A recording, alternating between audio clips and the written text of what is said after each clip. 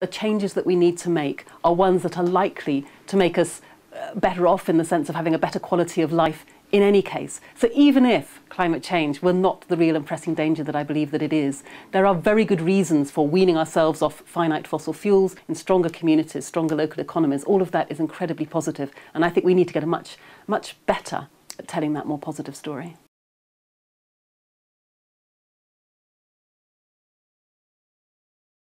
I think the Climate Change Act really was a major breakthrough, and I know that many other countries around the world look at Britain now and think that is a very good piece of legislation. However, of course, it's only as good as the actual targets that are in it and the policies that are put in place to achieve those targets. The real work starts now, and when you've got a government, for example, that is still in favour of the expansion of airports, that is still championing more road building, that is still proposing to build more coal-fired power stations, then I have real worries about whether or not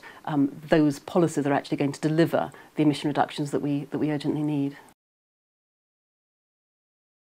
I think environment NGOs, pressure groups and so on have a really vital role to play in terms of putting pressure on other MPs, all of us, to move in a greener, more socially just direction.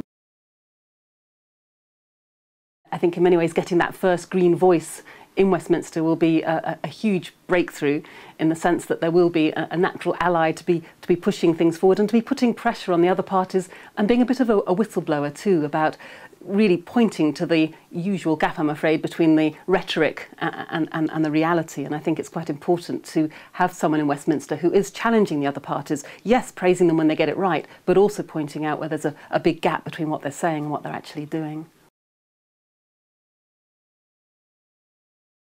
I think working together with progressive people in other parties is absolutely crucial. I mean, obviously in an election period, everybody's fighting with each other and putting forward their best policies. But when it comes to it, actually getting things done is incredibly important. And I know very well that there are champions in some of the other parties, not as many as we'd like, but there are some. And certainly working with them, as we already do in Brussels, would be a really important way forward. Where the Green Party is most different is that we say that our concern about the environment means we need to look again at how we run our economy, and this idea that we can go on growing forever, more and more throughput of resources on a finite planet simply isn't possible. I don't think that we can legitimately expect the poorest countries in the world to forego what they see as their development opportunities in order to address a problem which they see,